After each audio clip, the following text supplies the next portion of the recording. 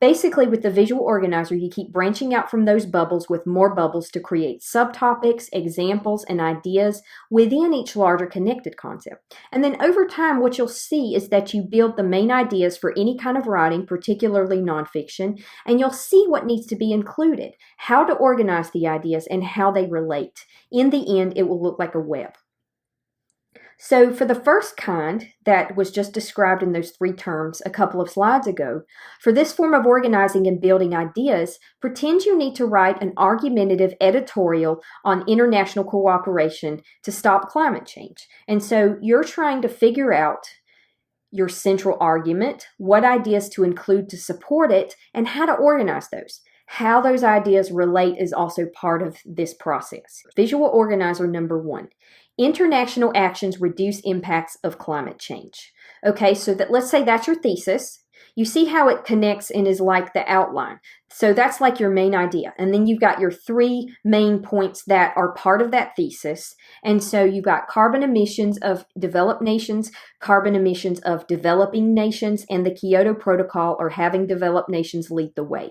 And so those are the 3 points that you're going to use to support that main idea. Now this is shorthand because of lack of room. Keep in mind you might use complete sentences to expound on the points here.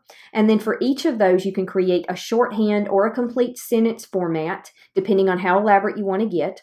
All ideas should relate to a central idea, example, or argument, and you can branch out each point from here with supportive points of those, just like the outline. And then again, examples that support those points. And so when you look at the branching out process, see how developed nations can lead the way.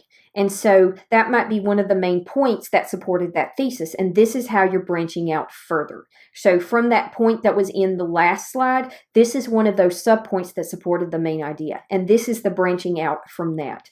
The United States, India, China, and how the UN and Kyoto Protocol can help.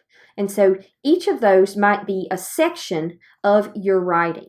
And so it could be that each section is multiple paragraphs as well. Keep in mind that these aren't necessarily a paragraph each, but they may be a section. You may have 2 paragraphs on India. You may have 3 paragraphs on China, 2 paragraphs on the United States, and 3 paragraphs on the Kyoto Protocol. Basically, starting from nothing and working out, or starting from the ground and working up, is basically what you're doing with the visual organizer and with the outline. And so as stated earlier, visual organizers are great for visual learners and writers, as well as those that need to do the following: see their ideas, see how ideas relate, organize and rearrange ideas, add and remove ideas, and see supportive points related to larger points. Play with it and see what works for you. So you can start with your visual organizer central idea and give yourself lots of room for developing points and examples. And then many writers find it helpful to use the organizer as a visual skeleton of their piece. And so you can build a full essay or a full course out of this. So it just depends on if you want to do shorthand, longhand, and if you want to just do a little bit, or if you want to build every detail of something. It's up to you.